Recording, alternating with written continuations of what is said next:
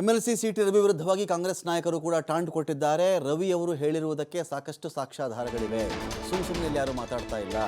ಏನು ಕ್ರಮ ಆಗಬೇಕೋ ಹಾಗೆ ಆಗುತ್ತೆ, ಅದು ಹಾಗೆ ಆಗುತ್ತೆ ಅಂತ ಹೇಳಿ ಸಚಿವ ದಿನೇಶ್ ಗುಂಡೂರಾವ್ ಅವರು ಮಾತಾಡಿದ್ದಾರೆ. ಆ ಪದ ಬಳಸಿದ್ದಾರಲ್ಲ, ಅದು ಘೋರ ಅಪರಾಧ, ಅದು ಕೆಟ್ಟ ಸಂಸ್ಕೃತಿ. ಅದು ಲಕ್ಷ್ಮೀ ಹೆಬ್ಬಾಳ್ಕರ್ ಅವ್ರಿಗೆ ಅಂತಲ್ಲ, ಯಾವುದೇ ಹೆಣ್ಣು ಮಗಳಿಗೂ ಕೂಡ ಈ ಥರ ಶಬ್ದವನ್ನು ಯಾರೂ ಬಳಸಬಾರದು.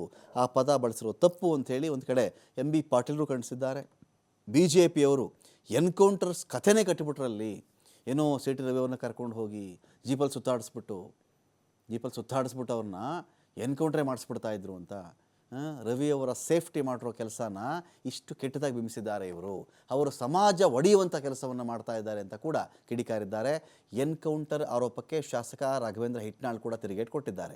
ಪರಿಷತ್ನಲ್ಲಿ ಲಕ್ಷ್ಮೀ ಹೆಬ್ಬಾಳ್ಕರ್ ಬಗ್ಗೆ ಅವಾಚ್ಯವಾಗಿ ಪದ ಬಳಸಿರೋದು ಸತ್ಯ, ಅವ್ರು ಬಳಸಿರೋದು ನಿಜ, ಅದಕ್ಕೆ ನಾನೇ ಸಾಕ್ಷಿ ಅಂತ ಹೇಳಿ ಇನ್ನೊಂದು ಕಡೆ ಯತೀಂದ್ರ ಸಿದ್ದರಾಮಯ್ಯ ಅವರು ಕೂಡ ಮಾತಾಡಿದ್ದಾರೆ.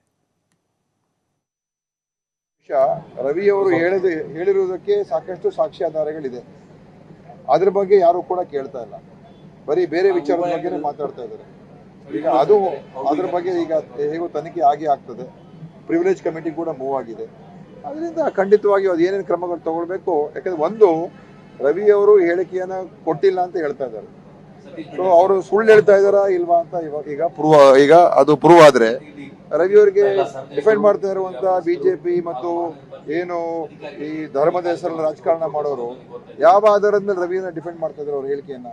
ಒಂದು ಮುಖ್ಯ ಪ್ರಯೋಗ ಮಾಡಿದ್ದಾರೆ ಸಿಟಿ ರವಿ ಅವರು.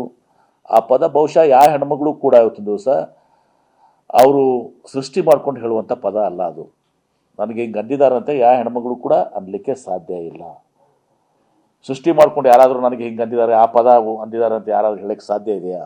ಅದು ಯಾರಂದ್ರೆ ಚಿಂತಕರ ಚಾವಡಿಯಲ್ಲಿ, ಮೇಲ್ಮನೆಯಲ್ಲಿ, ವಿಧಾನಸಭೆಯಲ್ಲಿ, ವಿಧಾನ ಪರಿಷತ್ನಲ್ಲಿ ಬಳಸಿದಂಥ ಅದು ಬಹಳ ದೊಡ್ಡ ಅಪರಾಧ, ಬಹಳ ಕೆಟ್ಟ ಸಂಸ್ಕೃತಿ. ಅದು ಈ ಒಂದು ಪದ ಏನು ಮಹಿಳೆಗೆ ಸದನದಲ್ಲಿ ಅವ್ಯಾಚ್ಯ ಶಬ್ದ ಮಾತಾಡಿರ್ತಕ್ಕಂಥದ್ದು ನಿಮ್ಮ ಮಾಧ್ಯಮದಲ್ಲಿನೇ ನಾನು ನೋಡಿದ್ದೇನೆ.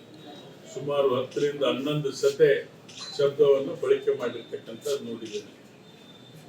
ಇವತ್ತು ಆ ರೀತಿ ಮಾತಾಡಿದಂಥ ಸಂದರ್ಭದಲ್ಲಿ, ಅದು ಇವತ್ತು ನಾವು ಸುವರ್ಣಸೌಧ ಅಂತೇಳಿ ಒಂದು ದೇವಸ್ಥಾನ ಅಂತೇಳಿ ಕರೀತೀವಿ, ಅಂತ ಸದನದಲ್ಲಿ ಮಾತನಾಡಿರ್ತಕ್ಕಂಥದ್ದು ಅದು ಒಂದು ಘೋರ ಅಪರಾಧ.